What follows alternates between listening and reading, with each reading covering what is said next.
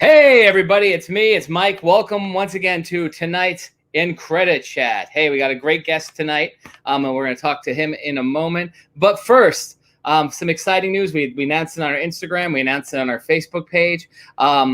If you're watching this, whatever format you're watching on, Facebook, YouTube, Instagram, what we need you to do is we need you to like IncrediCon, like and follow IncrediCon, because what we're going to be doing is we are going to be giving away some prizes, and we're going to talk about that in a minute. Greg, what's going on? So we need you to like and follow IncrediCon, IncrediTainment, IncrediCon HV. I'm going to put it down there scrolling in a minute, and I just want to quickly announce the two prizes that we're giving away. The first and foremost one that we're going to be doing is from one of our good buddies, our friend, our sponsor, Alterniverse Comics. They're going to be providing us with a $25 gift certificate to Alterniverse. So if your name is in there, and we're going to do this when we hit 1,000 on Instagram and 2,000 on Facebook. 1,000 on Instagram and 2,000 on Facebook. So make sure your name is in the comments. Like, follow, share it out. We got to get those numbers up there, and you can win $25 gift card from Alterniverse. And what we're going to do there too is a very special, cool, rare piece of artwork that we're going to be giving away here too. If you came to our IncrediCon show, what we're going to be having is this signed print from all of our guests, our voice guests that were at IncrediCon. It has Greg Berg, who's the voice of Baby Fozzie and Baby Scooter on Jim Henson's Muppet Babies, the original 80s Muppet Babies show. We got Joe Bev, who's the voice of Yogi Bear. He did a bunch of Hanna-Barbera things. Down here, we've got Brianna Densky, who is the voice of June in Wonder Park, the movie that was out from Paramount and Nickelodeon last year. And what's really cool is up here, Gary Gnu from the Great Space Coaster, Jim Martin, is signing that. So this and the $25 gift card will be awarded to a lucky winner when we hit 2,000 on Facebook, 1,000 on Instagram. We can do this, folks, and we may have some other things that we're going to throw in there too. So make sure you're liking and following us and sharing us out there so people can see it. So without further ado, I want to go back to our poster here. Tonight we got a great guest, a good friend of ours who was at our IncrediCon. Please welcome to our show tonight our buddy, Mike DiGrazia. Mike, hey! Welcome. How's it going, Mike? Great. Welcome back to the Hudson Valley, as I said to you before, because right. you and I were practically neighbors. Here, yeah, no doubt. Exactly. Here for this. So, yeah, welcome back. Thanks, man. Thanks for having me. It's good to see you again. I mean, the last time that I saw you, we were getting ready to do we were going to have our big March IncrediCon in the spring. That's right. Usually a week after the world shut down. Yeah, and right. The last time I saw you was in February, right, roughly around this time, because we were in the mall doing a promotion. Yeah, that's right. Yeah. Oh man, that's crazy. Comics. Hard to believe it was how time had flown by. That year went by fast. Oh my God, right? Lord, man. Yeah, it's crazy. Yeah, incredible, IncrediCon, right? So, exactly. Yeah. So no, welcome to the show tonight, and I'm glad to have you here. And I know that we've got some people watching already. I guess first and foremost, let's talk a little bit about your background. I mean, we've promoted Sharknado and all that, but how did you get into the arts? What are some of the inspirations that got you into creating like this? Well, when I was a kid, I used to draw all the time, and I wanted to be a comic book artist up until through college, pretty much. And during college, when I was in college, I realized I really wasn't good enough to be a comic book artist. So I decided my last semester of college, I was going to an art school, that I was going to take a intro to computer programs, to Apple computer programs class. And it just touched on, it was a quick class, it touched on Photoshop and Illustrator, and at the time, Quark Express, if you recall that. It was a page layout program. Okay. It was before InDesign and stuff like that. And just touched on it briefly. I graduated undeclared because you could do that back then. It was an option. So just got a Bachelor of Arts. And I just bought a computer and I started teaching myself those programs. And during that time, I was in a lot of bands, did a lot of music stuff. So I was always designing CD cases or, CD inserts for bands and my own bands and merchandise stuff. And then I was working at a company that did large format printing for about 10 years. And during that time, it was really weird. I was reading through Fangoria magazine, if you're familiar. Yes. And an old horror magazine. And I was flipping through there, and there was, I don't recall what the ad was for, but it was for an Asylum film. And I was like, oh yeah, it's like I had rented a couple of their movies at the local video store. And I was thinking, I was like, I could probably I was looking at the artwork, and I was like, I could probably do that. So just on a whim, I went online and I found like the email address to their company, and I emailed them and I said, hey, I'm a graphic designer. Would you do you have any available work for anybody? And I don't even know why I did it. And they emailed me back and said, sure.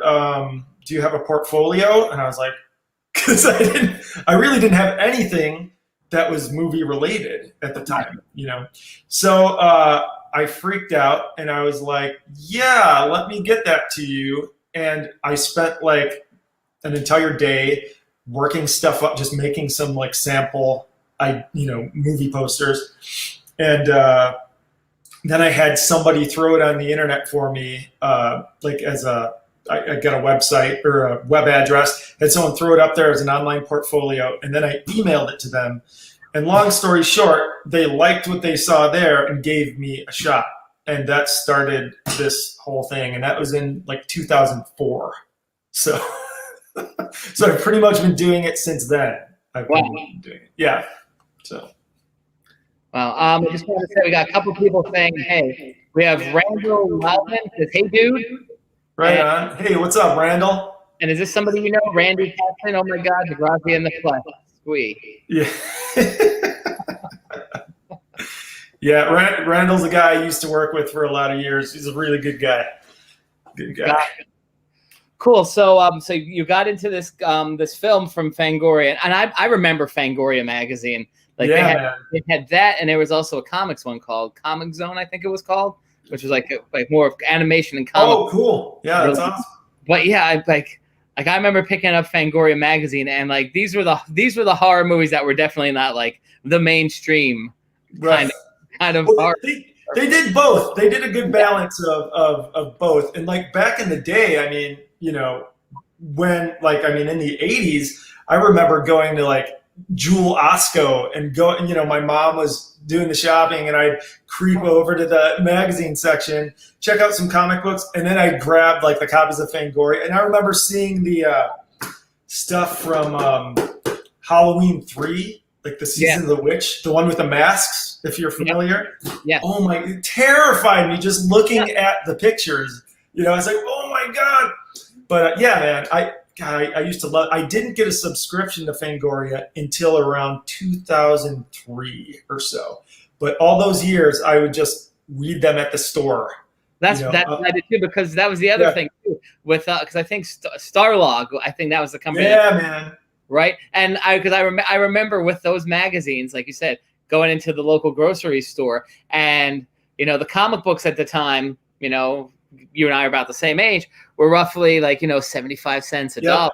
But if you wanted that Starlog magazine or the Fangoria, it was like $5 or $6. They were. Yeah, it was a few bucks for sure. Yeah. So it was really cool. So Starlog was great too, man. I had a few issues of Starlog here and there too. That was good. Yeah, and I mean that was pre-internet, so it was like cool to get in the scenes like that. Kids watching at home. That was before the internet happened, and you'd find out all like the cool news. I remember, just on a little aside, it was in the it was either that or the Starlog or the comic one. Like they would have like 2 or 3 pages in the back, and it would just list like all these different properties, like Plastic Man or Scooby Doo, right. And it would have like these little things like, Warner Brothers is planning on doing a film, Tim Burton attached, and right. a lot of this, just like now on the internet, a lot of it was just like rumors. It never happened. Yeah, right. because for like I remember reading in there, Paul Rubens was attached to Plastic Man. Right. We never saw the Huey Herman. That would have been interesting. I'd watch that right now if Paul Rubens was Plastic Man. I might be a little old now for it, but still, 20, 30 years ago, it might have worked, seriously. Yeah. So interesting. So art-wise, so you were doing a lot with like the photos and stuff. Where, like, you comic books, who were some of your inspirations at comic book artists back in the day? Back in the day? Comic book artists. I was in the, what was his name? Wills Petraccio. Was that his name? Is that what his name was? I'm not sure. Anthony's watching. Anthony, is that correct? Dude, I loved Todd McFarlane when he started at Marvel and started Spawn, because it's like when I started collecting in the, off and on in the 80s, but once around like 89, 90, I was way into comics until just after 2000. So like in that era where they were just pumping out like, collector's edition covers of everything and all that stuff, that's when I was collecting. So I just have lots of useless garbage or worthless garbage, but it was great. But I love Rob Liefeld. I know a lot of people give him crap because he draws strange feet and weird proportions. But man, it was awesome. He's totally an auteur. Nobody draws like him. It's weird. But man, I loved it. I wished I was Rob Liefeld back then, and I'm not ashamed to admit it. But Jim Lee. Oh God, there's a guy, Mark Texiera. I love Mark Texiera. But yeah, all those guys, man. It's like that era was the guys that I was really into. Yeah. And Anthony says the person that you mentioned. That is, yes, he's the X Factor artist. Yeah, that's right, because X Factor was my favorite of the X books back then. And it's still to this day, when I think back of all the X books I got, that was my favorite X book, for sure. Absolutely. Interesting. Yeah. Interesting. And just for everybody who's watching, Anthony shared this with us. There's a copy of Starlog. So this used to be out on the newsstands, and this is what it would look like. And it has like Superman. It had all this. Should get Tex on Mike. Yes, Anthony, that is somebody we are working on. We know Tex. He's done a lot of Comic Cons. I think he's out in Long Island. So that's would be really cool. But yeah, no. So there's Starlog Magazine. Thank you, Anthony. And guys, Anthony, as I mentioned at the top of the show, Anthony owns Alterniverse. So cool. Thanks to Anthony, and they're over in Hyde Park, New York. And we talked about the contest. We'll mention that again later on.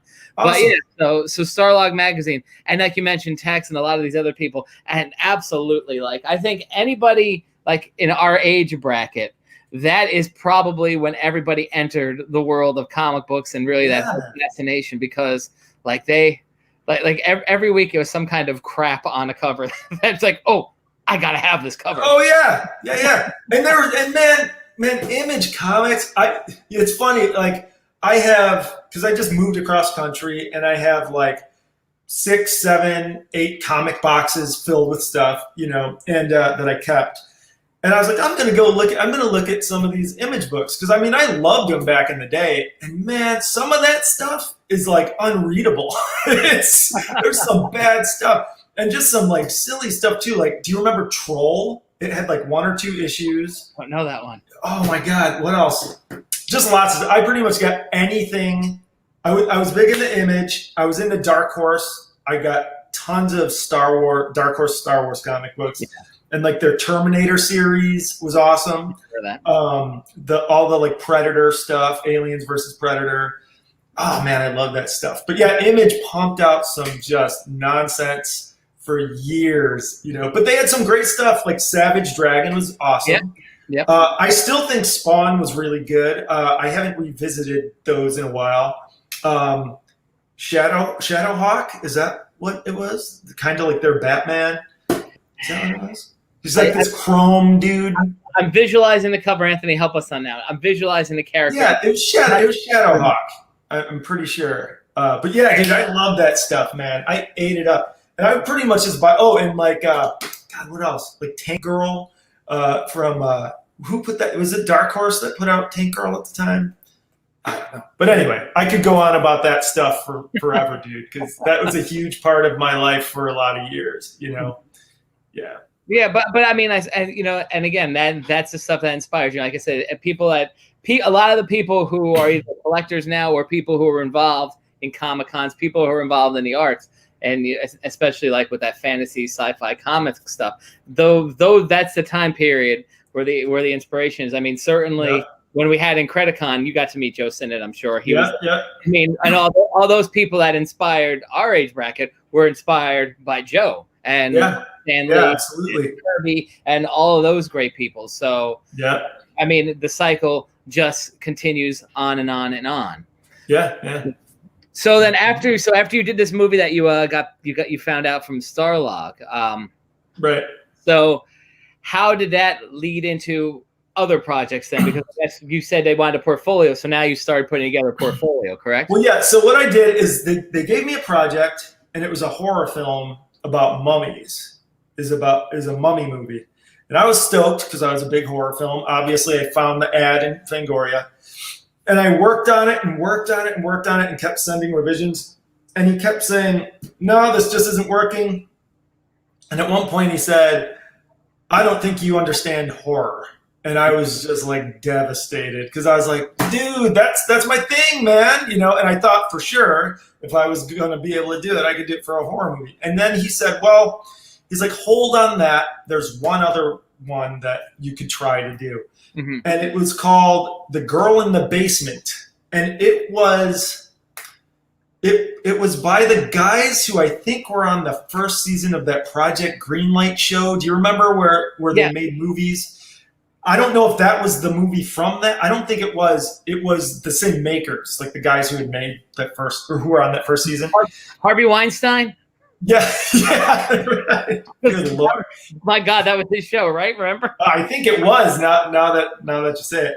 But so they needed this artwork of a girl in a basement tied up, like at the bottom of stairs. And they said, we need it by like next week. And I was like, what am I going to do? They didn't have any photos or anything. Or they had a couple stills from the movie so I could see what she looked like or whatever. So I got a guy that I worked with who was a photographer. And I said, hey, I'll give you a few bucks if you could take some pictures of a girl tied up in a chair, blah, blah, blah, blah, blah. Oh my God. And he's like, okay. So next day he came back, he gave me these photos. And they were decent, but the girl had curly hair, and the angles weren't right. And I was like, time was ticking, and I was like, what am I going to do here? So I begged my wife at the time that I begged her. I said, please, I know you don't want to do this, but can I tie you to this chair and take a picture of you? Blah, blah. So she let me do it. I did it. I used one of the pictures that my friend took of the guy standing at the top of the stairs, and I put those all together, and it came out pretty damn good, and they really liked it. And after that, they started feeding me more stuff. And that's how I started working for them. And then, are you familiar with Trauma at all? Do you remember Trauma, like the Toxic Avenger? Oh, yeah, Lloyd Kaufman. Well, right about after I had done one or two films, I got a message from somebody from Trauma, and they said, we're doing a new movie called Poultrygeist. Have you heard of Poultrygeist? Sounds familiar. well, that came out, and they're like, we're doing this movie, and we want a poster that looks like something a college kid would hang on their bedroom wall. And they're like, could you do it? And I was like, yeah, man, because I had loved Trauma growing up. And I was like, yeah, absolutely. And they're like, we can't pay you, but it'd be good exposure. And, I loved Trauma so much at the time. I was like, sure. I was like, whatever. So I did it. And then they approved it. They liked it, and they were going to use it. And then a little while later, they threw something online that they were having a contest to choose which artwork they were getting. And some other people did ones too. But they had just straight up told me that they wanted me to do it and they were going to use mine. And then they had people vote on it. And I don't know if it was legit or what, but they used mine anyway. So, but that was when I started doing stuff for other companies, and then the word just got around, and then I just started doing stuff for a lot of companies. And but the Asylum I've been working with since 2004, pretty much. So that's your wife there? Yeah, that's it. Man. That is it. Yeah. Now, does she sign pictures of that? Like, when you No. She's like, no. Yeah, no. But anyway, yeah. So, but it turned out. Anthony found that for us, so that's fine. Thanks, Anthony. Thanks a lot, man. And Anthony's rocking and rolling here tonight. Thank Anthony so much. But yeah, you know, it's funny that you mentioned about trauma because and how like, oh, we can't pay you. You know, it's so funny because and God bless him, like Lloyd Kaufman. Yeah, man, I love him. I mean, he is. I don't even know who to. I don't want to say like an Ed Wood, but like, I mean, he's a businessman. But he's out there hawking he's a salesman. Yeah, he is. He's awesome. He's super awesome. And he ended up they ended up giving me some trauma movies that I wanted on DVD at the time, and Lloyd autographed the stuff, and they sent me some Poultry Guys posters. And what's cool is they put out this book. It's here, hang on, I'll show you.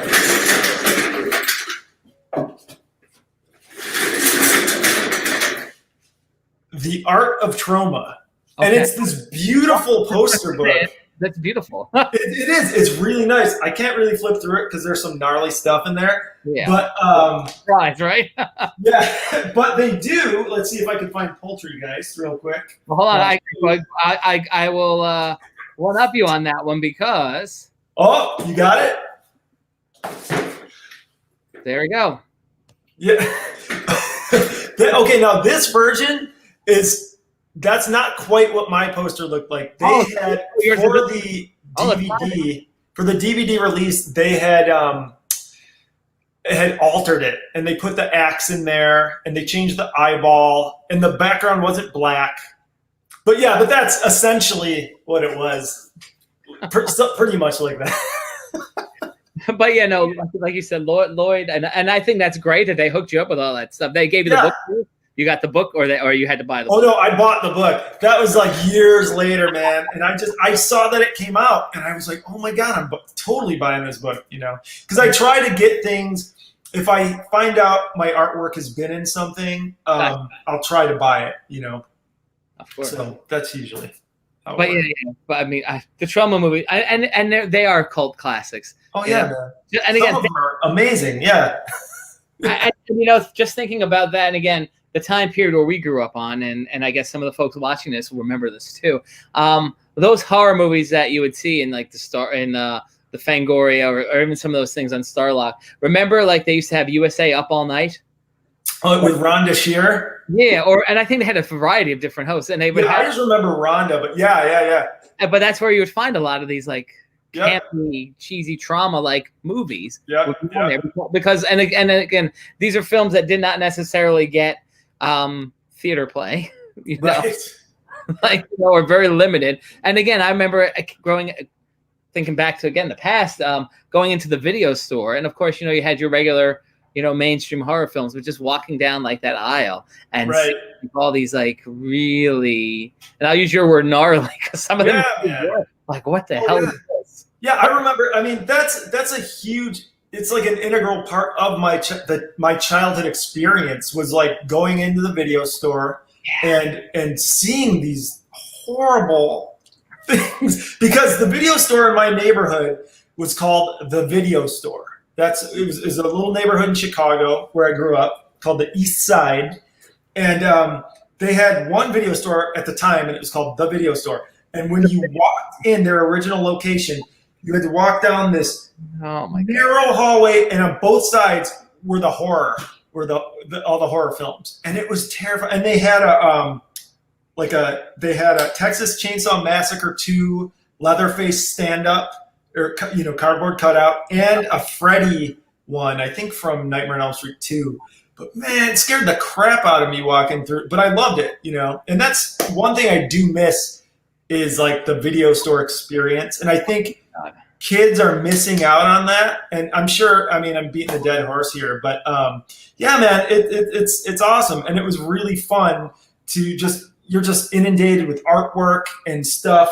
You know, it was just a really fun experience. And to be able to like want to go see a movie and it not be there, you know, and it's like, or be out of copies and you had to wait for it. You know, you had to wait until somebody, or you could try to reserve it. I mean, it was just a whole thing. Now everything's so instant gratification that it's like, you know, it's like, what's exciting anymore, you know, to find. Absolutely. And you know, the one thing too, and it's something to be said about some of these films like the cult classics, like A Toxic Avenger, even, you know, is like you would walk down, and it was all the genres too, but you would walk down that aisle, and you would be in the video store sometimes for like an hour or two, sometimes, because you're making a choice because you're making that commitment to that movie. Yeah, right. You know, because it's not like, oh, we're on Netflix and you know what, I'm not feeling it 5-10 minutes into it, I'm just going to watch something else. Exactly, man. I paid $4 for this, $5 for this, and I'm going to watch this. Yeah, I remember I think the first movie I ever didn't finish, and this is years and years and years of renting movies, is I rented The Ninth Gate with Johnny Depp. Okay. And for whatever reason, I fell asleep the first time. I tried watching it again. I got it a second day, fell asleep, and then I just returned it. But for that time, no matter what, if I paid to rent it, I would finish that movie. And at that point, it was just like, you know, you feel like you have to, you know, since you spent the money on it. But yeah, with Netflix and stuff, man, it's like, 5 minutes in, if it's not hooking you, you're like, something else. Yeah, let's do it. And that's the thing, is there's just way too much of a choice now, you know. Yes. And I mean, and not for nothing, a lot of, I mean, there is so much content out there now. So a lot of these same style films are out there now. Yeah. But you know, you really have to dig in these streaming services to find them. Because for sure. They're even lost, and even like, because we're gonna go into talk about Sharknado. Like some of those movies too, unless you know there's some kind of hype about them, they just get made and they get thrown on, and like people really, really don't know about them. So it is interesting, and I 100% agree with you that you know kids today are missing out on that. And adults were missing out on it too, because for sure. But I gotta say, it's a lot easier to put something on your computer than have to go find it, you know. But still, I mean, I do miss the experience for sure. Yeah. So now let's move into Sharknado, right? And I have one of the images from that. So talk to us. How did Sharknado come about? Because I think even the first movie itself kind of took the world, right, by storm. Yeah. Yep. There's from the first one, right? Like how did this come about? How did they find you? How did you find them? What did you think you were getting into with that? Okay, well, I was like, it's an Asylum film. So at that point, I had been doing artwork for the Asylum for years and years and years. And so whenever a new movie comes out, or they're about, usually how it works, okay, in like, especially in the like lower budget film industry, is they try to sell the movie before it's made. So it's like, you know, they go to movie markets, like the American film market, stuff like that. And they'll have artwork to sell the movie with, you know. So in the case of Sharknado, I think they were going to go to Cannes, to, you know, the Cannes Movie Festival. Wow. And I believe that's what that was first. I'm not 100% sure. But, and they're like, oh, we need something for a movie called Sharknado. And I was just laughing, you know, and I was like, okay. I was like, and he's like, it's just a tornado of sharks. And I said, okay. So I was thinking about it, and I was like, well, I called him and I said, okay, if I make these realistic sharks, like the realistic shark size in a tornado, they're going to be tiny. tiny little sharks, and it's going to be this tiny little, tornado. And I was like, do you want me, can I exaggerate this? And he's like, yeah, sure, give it a shot, see what you come up with. So how this artwork looks is almost identical to the first draft I did of it. I mean, like it almost never happens, but with this, I did that. It was just a little different. I think I had 2 different sharks in there, and some of the detail wasn't there. And I put that same title treatment. I came up with the title treatment, threw it in there. And so the logo is you then too, then? Oh yeah. I do all of it for all the films I work on and stuff. And for this one, this is kind of funny. So this poster doesn't have the tagline on it, but the tagline for Sharknado is "Enough said." Because so usually when I'm designing artwork, they'll have me put a tagline in there, or sometimes I'll throw I'll make something up just to fill the space, where the tagline's going to go. So for Sharknado's case, I put "Nuff said," because really it says Sharknado. What else can you say to be a tagline, right? So I was like, "Nuff said." And since, it was for Can, because he responded and he said, wow, he's like, yeah, this looks good. Let's go with this. And he said, just change the tagline to "Enough said" instead of "Nuff said," because it's going to be in Europe where they're going to show it. And it'll make more sense to Europeans if it just says "Enough said." And I was like, okay. And what's funny is I didn't even make the Stan Lee connection to, "Nuff said," That's what I was thinking when you said Right. Until later when one of my friends said, oh, you're just ripping off Stan Lee, dude, when like I had mentioned that I had done it. And I was like, oh, dude, I didn't even think of that. It's funny, but it was in there somewhere. But yeah, and then that became the tagline for Sharknado was "Enough said," because I just threw it on there for something to put on there, And he wrote "Enough said." There you go. Yeah. So like when they came up with this concept, like at that point, like none of the actors were tied to it. It was just like sharks in a tornado. Yes. Go. Yep. And that's how most things happen. Sometimes it'll be like, we're making this movie and so-and-so's attached. And it's like, okay. And then a little into that, I'll make a couple versions and then it'll be like, oh, so-and-so's not attached anymore. Now so-and-so's attached. So you'll have to change some stuff around, change some stuff. So it changes. But yeah, in the case of Sharknado, I don't believe at that point, I don't think anybody, well, maybe they were. I don't know. I'm not really involved in those situations. I just do the artwork. But to my knowledge, like nobody had mentioned anything to me about who was going to star in it at the time. So. Gotcha. Now, let me ask you a question now, because you mentioned like you designed the title. So yeah. And we posted on online yesterday. Yeah. The Archie one, which is great. And our buddy Dan Parent did this book. So now just a question. Yeah. So like for instance, like T-shirts or even something like this, do you get some kind of kickback because this is No. Like, well, back in the day, like illustrators would license their artwork, and sometimes you could still do it today. Will license their artwork for a period of time, but with that specifically, I just, my project was to design the artwork and sell that to the client, and then it's theirs to do with as they please. So now let me ask you a question. While you were doing this, was there any inclination that Sharknado was going to become, I guess, and I'm just throwing up another one of the Sharknado posters. There's part 3. Oh, hell no. Right. Was there, in their mind, did they have any thought that this was going to be the phenomenon? Nobody's understood, or no one had any inkling that would happen. They thought it was really funny. And I remember I thought it was really funny.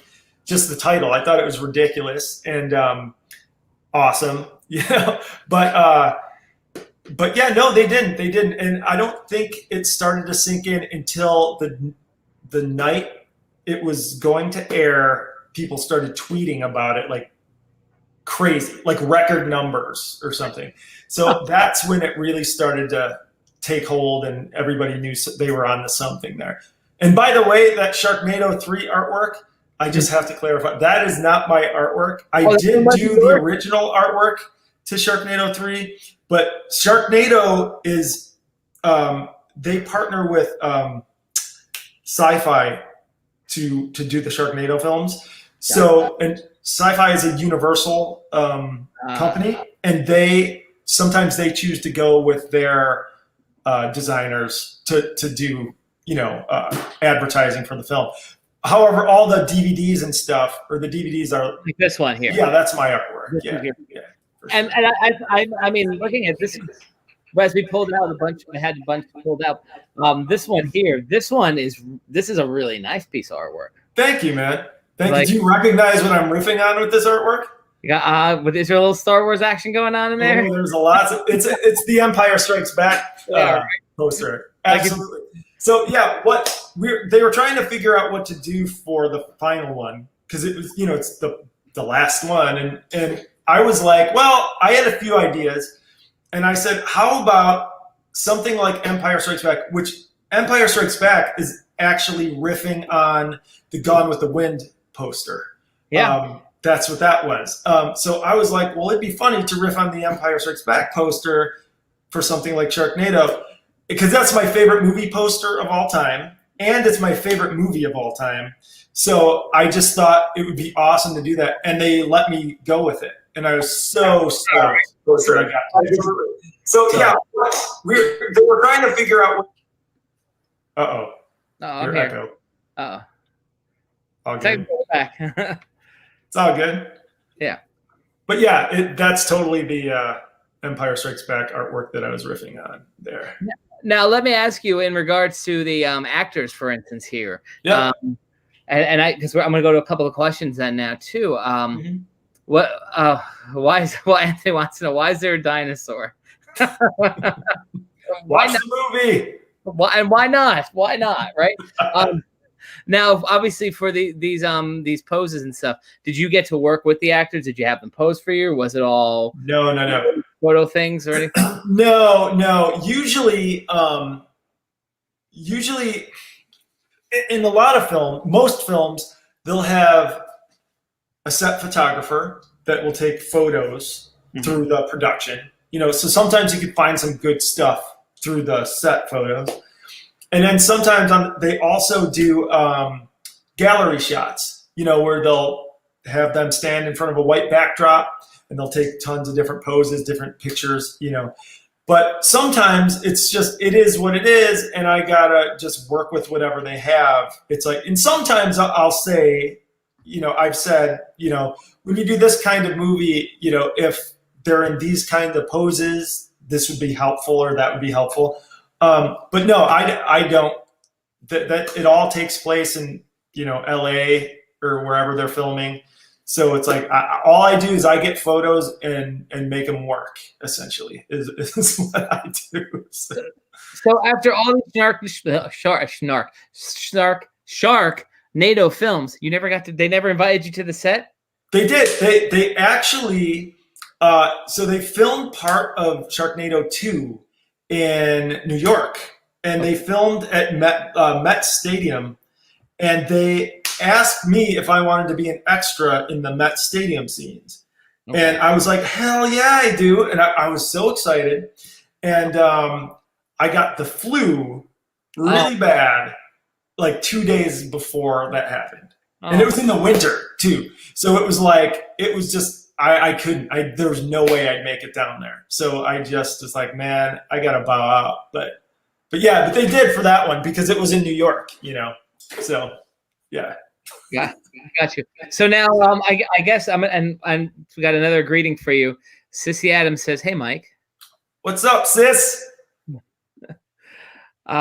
So a couple of questions here now. So Anthony asked, "Why is there a dinosaur?" Ian Ziering is in all of them. I believe Tara Reid is too. Like they're both in there. And Tanisha says, "Hey, Tanisha, how's it going?" I know Tanisha. All right. Who was the song Teddy Bear about, and are you getting any interest offers for your current musical scores in any movies? Let's see. The song Teddy Bear was about a girl who worked at KB Toys, at River Oaks Mall. That's who that was about. And am I getting any interest offers in your current musical scores in any movies? I did have one of the songs that I recently recorded was in a movie called Monster Hunters. I think not the Paul W.S. Anderson one, the Asylum Monster Hunters. But yes, I have a song somewhere in there. But other than that, yeah. Oh, I've had older music in a movie or two. But yeah, as far as the new stuff I've been doing, not other than that one so far. So, but we'll see. Yeah. No, I said, and let's see. Well, I thought I lost something for a minute. Sergey, and I guess this is a good question. He says he asked if you've worked on any animation. Obviously, you've worked on posters. Is animation or any other kind of artwork something you're interested in working on in the future? You know what? I love the idea of doing that kind of thing. And I've looked into doing 3D animation stuff. But honestly, man, it's just there's not enough time in the day to like learn that stuff. You know, I mean, especially, I'm so busy with this stuff all the time. It's hard to, and I got some other stuff going on. Like, you know, I have my fine art painting artwork that I do. But really, as far as that stuff, I probably won't. I mean, I would love to, and if I could stick a microchip in my head to be able to know how to do it, I would love it. But I just don't foresee myself having the time to do that, unfortunately. Yeah. No, I want to ask you this question too. Again, going back to the artwork here, right? What's that? A question about the artwork that we have here up on the screen.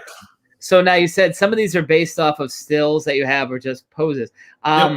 Now, are you drawing over, or you're just pretty much taking from that photo and adding some elements? What is that process like to get something like this up?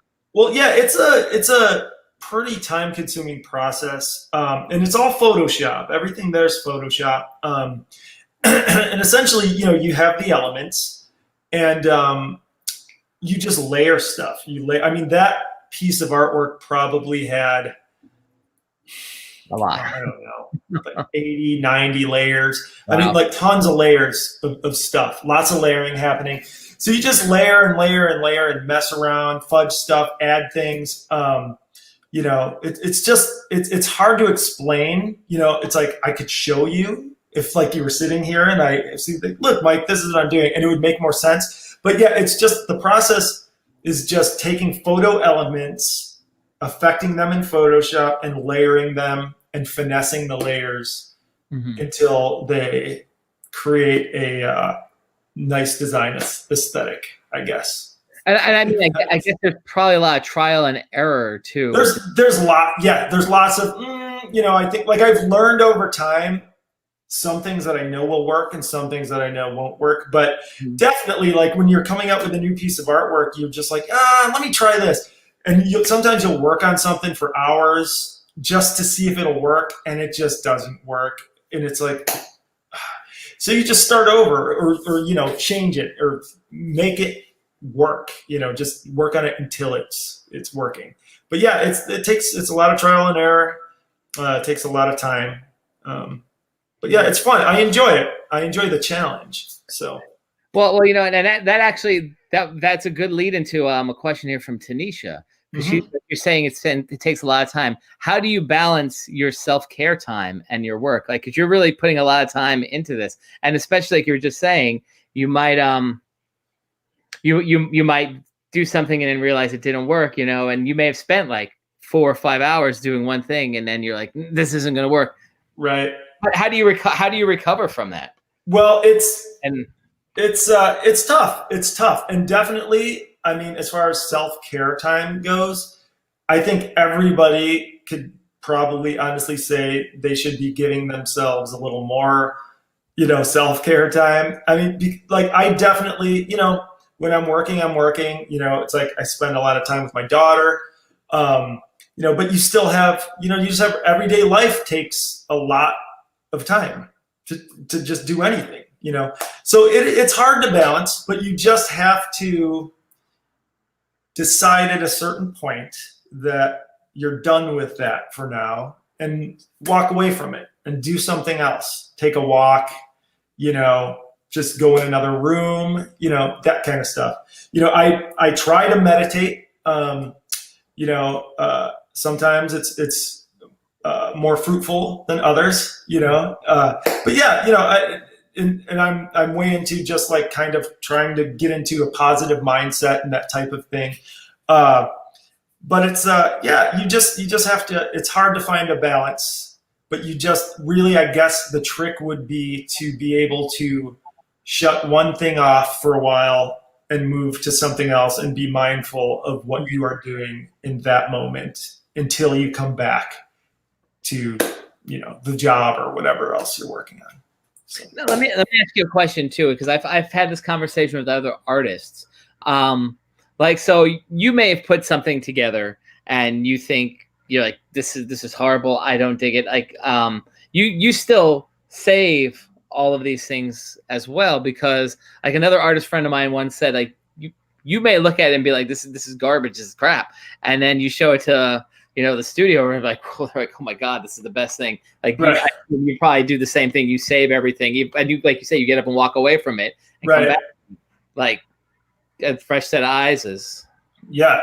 Oh, absolutely. Yeah, you do. Because like what happens sometimes is sometimes they'll want to go back to a version. Like they'll be like, no, and this is like all clients I've worked with have done this at a certain point. You know, they're like, no, you know, we want to go this direction. And then, you know, you go that direction, spend some time, and then, you know, when all is said and done, they're like, nah, you know, that original one you did was way better. And it's like, okay, so then you got to go back.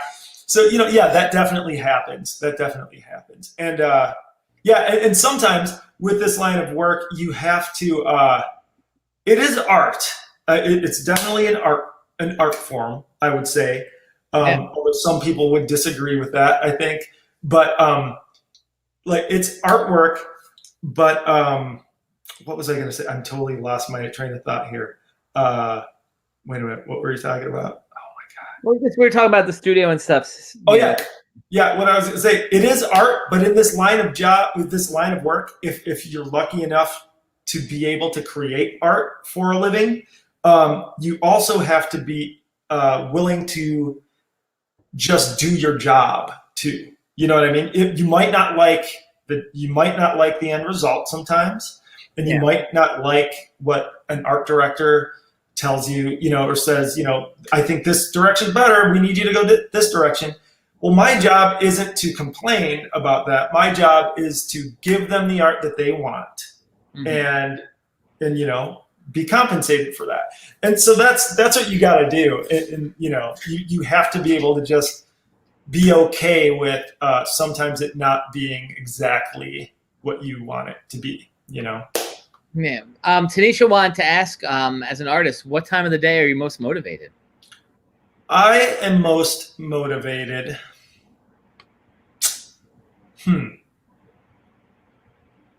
It depends on what you're referring to. With work stuff, I'm most motivated early in the day. But with creative stuff, I'm way more motivated in the evening. Luckily, because then I guess that would be the time to do it if you know, if you have time. So yeah, I guess work in the morning and other projects in the evening, I would say. You know, and again, you were just mentioning about the artistic value of these, and I mean, certainly, you know, with like the digital art that we're now doing, I mean, this, like you said, this took time. Like, how long would you, this one image that we have up here, how many hours would you say you probably put into that? God, hours? I don't even know, right? Because it went through a lot of different iterations. So it's like I worked on that probably for off and on while working on other projects for couple months probably. You know, but you're not working that entire time. You know, it's like you work on it for set amount of hours until, you know, it's where it's to a good place. You send it off, wait for comments on it, Feedback. And then you get your feedback. And sometimes it's good to go. Sometimes you need to work more on it. And in the downtime, you're working on other projects if you're lucky enough to have them. So that's usually how it works. So. Yeah, no, absolutely. And just looking at this and going back to that Empire reference, again, the artwork that you do, it very much reminds me of Drew Struzan. I guess that's man. Thanks so much, man. That's a huge compliment. I mean, you look and he's not even working with photographs on that. That's no. Oh my god. I know. You name it. He's done every movie poster. When you or at least iconic movie posters. Whether it be something like Star Wars or Back to the Future or the Muppet movie. He's worked on all of those. Oh, it's amazing. I was looking at a book, a Struzan book, and he was talking about he did the artwork for Adventures in Babysitting. And they had this major change on it.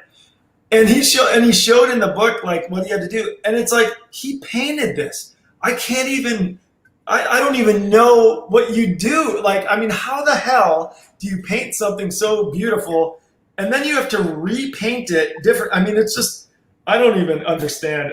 And I can't do that kind of thing. I'm lucky that I use Photoshop and I'm pretty good at it. But man, Struzan's amazing.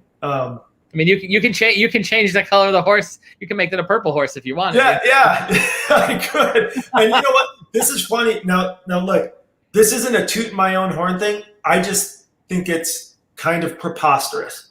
But years ago, I had been doing this for maybe 4 or 5 years. Yeah. A company contacted me because they were putting out a movie, and they said they had gotten a professional painted poster done, but distributors didn't like it and wanted them to have some artwork done that would be easier to sell to people, in video stores. And they asked me to do it, and I was like, "Oh, who did the poster?" And he's like, "Oh, you might have heard of him. His name's Drew Struzan." And I was like, You're having me do a poster instead of Drew Struzan? Are you sure you want to do that, dude? And so I ended up doing it, and it's just a crazy story. I can't believe it, but they, that's pretty awesome. I was like, sweet, yeah, I'll do it. But what was the movie? Props to Struzan, man. I love him. Awesome. All that stuff is just part of my childhood, Which movie was it? Just curious. I'm not gonna say. Oh, okay. Just in case. But yeah, no, I'm not gonna say. But no, I mean, there you go. I said it. Obviously, people in the business said it. So you're doing something right? Well, thanks, man. Yeah, I do get a lot of people do say, because I know a lot of people who hate on Photoshopped artwork and stuff, but a lot of people have mentioned to me over the years that mine has kind of a more painterly feel to a lot of it, and that I'm happy with that, because that's the kind of stuff I really liked when I was a kid, So yeah, that's pretty cool. Again, looking at a Star Wars poster, looking at I'm even thinking like Indiana Jones, there's a nice feel to those, and then just looking at this, yes, we know this is a sci-fi made-for-TV movie, but you can see this hanging at the movie theater, right? Well, the sad thing is these days is that they're going towards a model of things being a lot more large image, like a head, like big close-ups of heads and things like that, or close-ups. So a lot of that type of artwork where there's like a montage of things or like a big scene happening, that's not happening as much as it used to. And almost all my early artwork was that type of thing. And now I have some so I have something like Yeah, man, that kind of thing. Or else just like a dinosaur and people, and ships attacking the dinosaur, stuff like that. Now it would be just like a lot of times it's just a close up of a dinosaur face. And the reason that switch has been happening is because of the way media is distributed, and because you're not going to the video store anymore. Right. Yeah. So you're seeing it on, a lot of people are watching stuff on their phone. So they're flipping through their phone, seeing thumbnails, so in that tiny thumbnail, you have to get the vibe of the movie in a thumbnail sized image. Right. So it's like, things have to be bigger, have to catch your attention more, and all that detail in something like that Empire Strikes Back reference one that I did, would be lost in a thumbnail. So anyway, unfortunately, that's the way a lot of stuff is going these days, but it makes sense from a business standpoint. Yeah. So. Whatever like that little internet meme is going to be, essentially. Yeah. Right? Right. So look, our hour's like flown by too, ironically. How crazy is that? That's crazy, man. But definitely I want to talk a little bit and we have here at the bottom here, DiGrazia Art. Tell us, and I'm going to see if I can pull that up and share it. Tell us a little bit about what you have over at DiGrazia Art, and again, how people can get a hold of you too if they're interested in. So that's pretty much. I do fine art as well, which I do paintings, and with those paintings, I've made. I have a postcard set of a bunch of those paintings.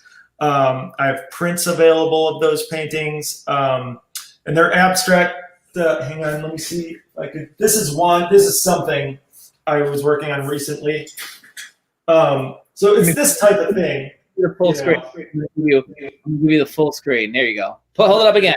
There you go. But it's not everybody's cup of tea, I'm sure. But yeah, it's just abstract artwork, and you can find that on DiGraziaArt.com or at Instagram, DiGrazia Art at Instagram also. That'd probably be the best place to contact me, on Instagram. So. Gotcha. And in regards to, we had you here at IncrediCon, and obviously you're out in Arizona now. Whenever you're back here in the New York area, you always have a home with us. But when you did IncrediCon, you had the DVDs, you had the posters. If anybody is interested in, reaching out and purchasing a print from Sharknado or one of the DVDs signed, what do they have to do? Normally I only do that stuff at con type things. So that's why I don't have that stuff on my website or anything. So I just keep that as something that I do just at cons. So. Yeah, no, okay. Hey, good. And listen, so find me at a con in the future when the world gets back to some semblance of normalcy, and then you can get one there. Well, and folks watching too, and I don't know everybody's watching from, and I know I connected you with some people. There are some really great cons out there in Arizona, Phoenix area. I've seen a bunch pop up that look really cool. I can't wait until things get more chill around here. It'd be nice to go back to to go do anything really, but it'd be nice to go to a couple cons. The convention scene there, and like they're great people out there. The convention scene is really good out there. Just good people. So you are definitely in good hands. I have a couple of comments here. Sissy Adams says, "Love the artwork." Thanks, Sissy. And actually, this is probably a good place to head towards the end here. Knowing all what you have accomplished, what advice would you give your 16-year-old self? A deep question from Tanisha, but that's good. It's a good question. Now, what would you say to your 16-year-old self? I would tell my 16-year-old self to read more. 100% read more books. Read books. That's the one thing that I regret not doing when I was younger. I was too busy doing whatever else, listening to music. I mean, music's great, whatever. But I regret not starting reading books earlier. And obviously I had read books when I was younger, but at that point I wasn't as into reading as I am in my, later years. So so read books, Read as many books as you can. Just stuff them in there and absorb that knowledge. But now that's what everybody's reading them like this now, right? Yeah, right. Or read it on your Kindle, whatever. But no, there's something to be said about actually having a hard cover. Or absolutely. It's really good. Synergy says your artwork is awesome. And then let me just quickly ask you too before we head out. Thank you. Is there anything that anybody should be looking forward from you coming up? Yes. The next generation. No, I don't know. Yes, there's something, but I'm not going to mention it. I can't mention it yet, but I'm going to mention it soon, and I will let you know as soon as it's available to be mentioned. Awesome. Awesome. Cool. So no, thank you so much again. It was great. It was great having you here and seeing you again. Like I said, we were practically neighbors, and now you're on the other side of the country. Yeah, crazy, man. That's crazy. Yeah, the year went by really fast. But thanks so much for having me, Mike. I just anytime, man. Let me know if you're bored sometime and do it again. Well, no, there's a lot of good opportunities coming up. And before we go tonight, just again, want everybody make sure you follow, you share, you like everything IncrediCon, Instagram and Facebook. Once we hit that 2,000 mark on Facebook and the 1,000 mark on Instagram, we're going to be giving away this cool signed photo from our last IncrediCon, plus a $25 gift certificate to Alternaverse from our friend Anthony, who is great. And Anthony, thank you so much for putting everything out there tonight, finding some of those other images for us. And I'll just let everybody know, next Thursday we've got a real treat. Are you a Looney Tunes fan, Mike? What's that? Are you into Looney Tunes? Oh yeah, man, of course. Well, next week, I know some people in the audience are gonna be psyched. Next Thursday we have Bob Bergen, the voice of Porky Pig. So that's gonna be a lot of fun. So I know some people are fans of that. So that's next week on IncredChat. Share, like, follow us. Go and follow DiGrazia Art on Instagram. Go to the website, buy some art, support local artists. It's important. And we will see everybody next week here on IncredChat. Have a good night. Thanks so much, Mike. And hold on.